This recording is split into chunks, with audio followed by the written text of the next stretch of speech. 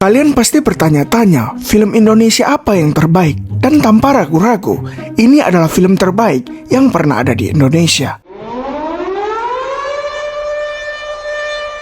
Perkenalkan, ini namanya Keriting, dan di sebelahnya adalah Teguh. Keriting adalah pemilik tempat pasar malam, yang dimana Teguh adalah salah satu penyewa tempatnya. Ini adalah Oki, dia bekerja sebagai penghibur, dan bosnya adalah Teguh. Banyak pengunjung yang suka membuli Oki karena mukanya ngeselin. Seorang pengunjung pun terus-menerus melemparnya. Oki pun meminta tolong agar jangan melemparnya lagi karena ia sedang sakit. Namun, akhirnya Oki pun ngamuk dan memukul pengunjung itu. Bisa bang. Kau terima satu kau punya anak gua tuh. Tutup aja ini wahana. Oki pun dimarahin dan dipecat dari wahana lempar air karena memukul pengunjung. Di sini. Biar kau tahu ya. Aku bisa kok nyari kerja tempat lain. Oki pun pergi ke wahana rumah hantu untuk meminta bantuan kepada teman-temannya agar dia diterima bekerja. Ini namanya Bene dan ini namanya Boris. Dan mereka pun bilang mereka sedang kesulitan dan butuh uang. Ternyata Boris membutuhkan uang untuk masuk ke angkatan tentara. Dan di sebelahnya adalah oknum tentaranya. Wow, ini mah bisa langsung jadi kopral. Dan ternyata Bene membutuhkan uang untuk menikah karena mertuanya yang banyak maunya. Kau rasa? Ya nggak apa-apa. Masih ada kok yang sanggup dan mau melamar anakku. Sanggup tuh. Itu. Dan ini namanya Jegel. Dia adalah penjudi yang punya banyak hutang. Memang dari masjid, tapi bukan ibadah. San lu nggak pernah kelihatan di kontrakan. Ternyata lu ngumpet di sini. Saya sholat bang, enggak ngumpet. Paham gua bukan orang suci, paham gua. Tapi semua orang juga tahu yang namanya sholat zuhur itu rakaatnya 3. Sampai minggu depan gua datang lagi dan lu nggak bayar utang lu, gua cekek lu pakai karpet. Dan ini namanya Marlina. Dia adalah penjaga loket rumah hantu. Ngapain pula aku sampai dihukum pancung? Kau siapa yang bilang? Dan ya, rumah hantu mereka sangat kacau dan sangat sepi karena kurang ngeri. Lu apaan bang? Kunti, Mbak Kunti. Oh, kuntilanak. Pocong nih, pocong kan? Iya bang. Pocong pakai sendal. Awak lu mau kemana? Naik gunung. Ginian mah tinggal kita tebar beling, pahanya beset-beset. Udah dia mau nangis, kasihan.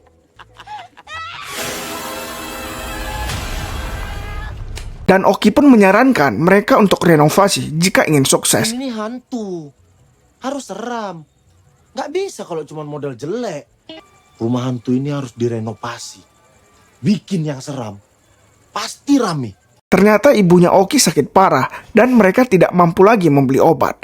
Ibu Oki pun berkata, tidak apa-apa dia tidak diobati, asalkan dia mendapat makam di sebelah ayahnya Oki. Mama cuma ingin dikubur di samping bapak.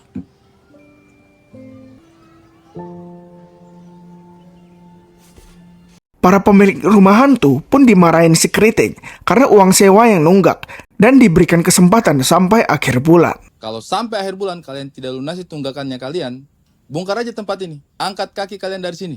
Oki pun menawarkan untuk menggadaikan surat rumahnya untuk melunasi uang sewa dan merenovasi rumah hantu. Lagi sakit lo mamamu. Bisa-bisanya kau curi sertifikatnya. Kok 3 kali sih kau? Nggak nyangka lo aku. Proses Ben. Siap.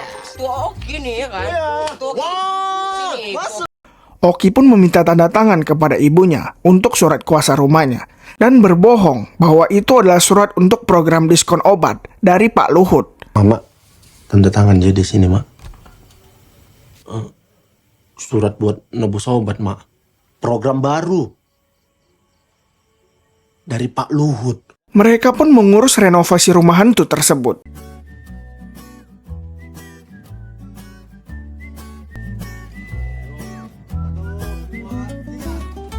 Satu, dua, tiga. Gak bisa kurang ini bang. Bisa. Tapi hurufnya kurangin 2 ya. Rumahan mau. Pakai aplikasi MyBCA nggak? Pakai. Ya udah langsung aja di scan di sini bang. Scene pun berpindah ke Pak Basuki dan selingkuhannya yaitu Sinta. Aduh, apa lagi sih? Masa di sini? Kok dia bisa ada di sini sih, Ya Mas? mana aku tahu. Tadi pas aku pergi dia masih ada di rumah.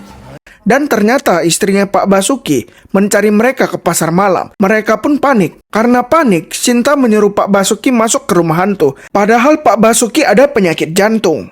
Tapi ternyata rumah hantu yang sudah direnovasi sangat seram dan sangat berbeda dari sebelumnya.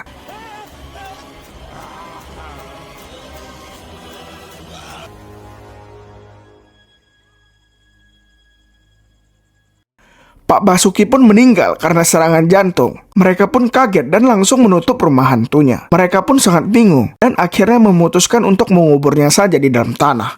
Aku kan masuk penjara cuma gara-gara nabrak kambing loh. Bukannya kau pakai narkoba? Kan sambil. Makanya nabrak. Tunggu dulu. Kau ambil. Sinta pun mencari Pak Basuki ke dalam rumah hantu dan tidak menemukan Pak Basuki. Nyari teman saya. Tadi dia masuk ke sini. Ada yang lihat nggak ya? Bapak-bapak terus dia pakai kemeja putih. Udahlah Mbak pulang aja. Kami lagi kerja, lagi renovasi. Mereka satu persatu sangat galau karena telah membunuh dan sangat butuh uang. Kau kenapa? Dari tadi diam kali. Gak apa-apa. Kau nggak bunuh orang kan? Ternyata Boris telah membohongi ibunya di kampung dan bilang bahwa ia sudah menjadi tentara di Jakarta. Ketika ibunya video call, inilah yang terjadi. Sebenarnya juga aku pengen pulang, cuman belum tahu kapan, Mak. Masih... kalian! Sini! Siap, Dan. Udah, Mama. Mereka pun digentayangi arwah Pak Basuki yang mereka kubur di dalam rumah hantu. Pada ngapain, Bang? Saat pengunjung datang, rumah hantunya pun beneran ada hantunya.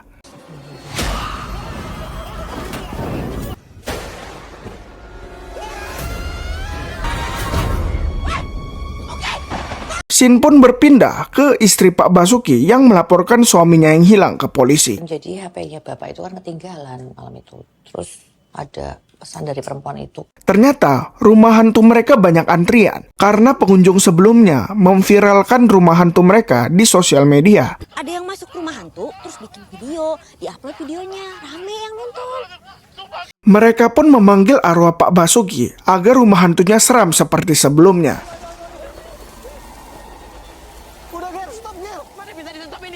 Rumah hantu mereka pun rame. Satu-satu kebutuhan mereka sudah dipenuhi.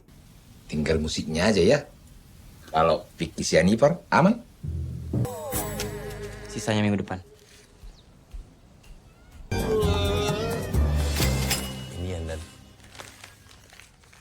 Dan ternyata hilangnya Pak Basuki viral di TV karena dia adalah anggota DPR. Cinta pun melihat rumah hantu yang viral itu di sosmed. Dan di videonya, dia melihat topi Pak Basuki yang dipakai saat malam dia hilang.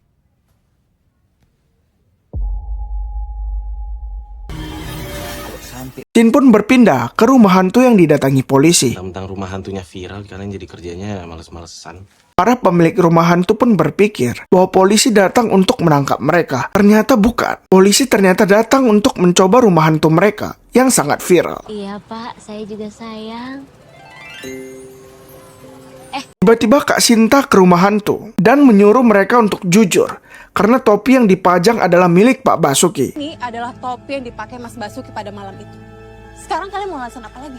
Sinta pun sedih karena kematian Pak Basuki dan berkata bahwa ia ingin pergi dari kota ini dan tidak punya uang. Saya cuma mau pergi dari kota ini secepatnya.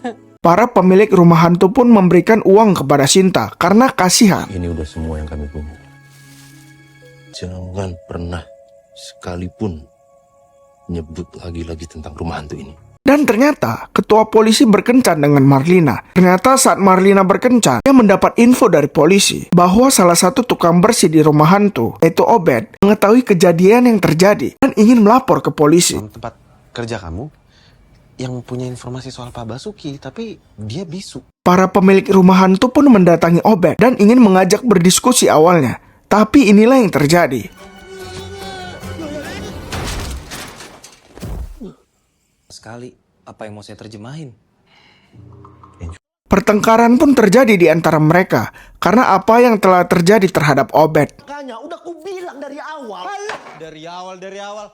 Kau pikir kenapa mamamu sakit? karena punya anak kayak kau. Bene pun menyesal karena telah menyakiti hati Oki dan ingin meminta maaf. Aku mohon ampun atas mulutku tadi siang. Jegel memiliki ide gila, yaitu memindahkan jasad Pak Basuki ke makam yang dibeli Oki untuk ibunya agar tidak ketahuan polisi. Kita mau mindahin mayat Pak Basuki sebelum ketahuan polisi. Kita pinjam makam mamamu.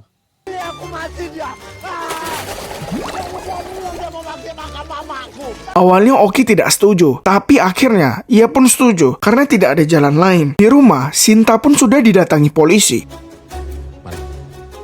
Mereka pun mulai menggali mayat Pak Basuki dan ternyata sangat bau. Di kantor polisi, Sinta pun diancam untuk mengaku oleh polisi. Jelas-jelas botol ini ditemuin di kamar kamu kok. Satu orang. Dan itu kamu. Mereka pun mulai memindahkan mayat Pak Basuki. Gal, cepet Gal, buka Gal. Kau duluan. Dan di tengah Oki menggali kuburan, ia ditelepon dan dikabari bahwa ibunya telah tiada.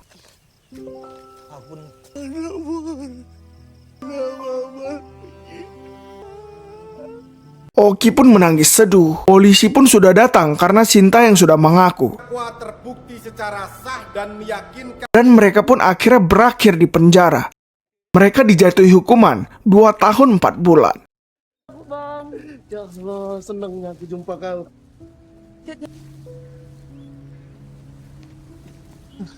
Saat mereka keluar dari penjara, keluarga mereka pun datang menjenguk. Mereka pun berziarah ke makam ibunya Oki. Dan tiba-tiba, ya, ternyata calon istrinya Bene pun datang dan ternyata masih menunggunya. Aman. Ending yang sangat membagongkan. Selain lucu, film ini juga mengandung bawang yang bisa buat kita mewek. Sekian, saya Charles, saya pamit.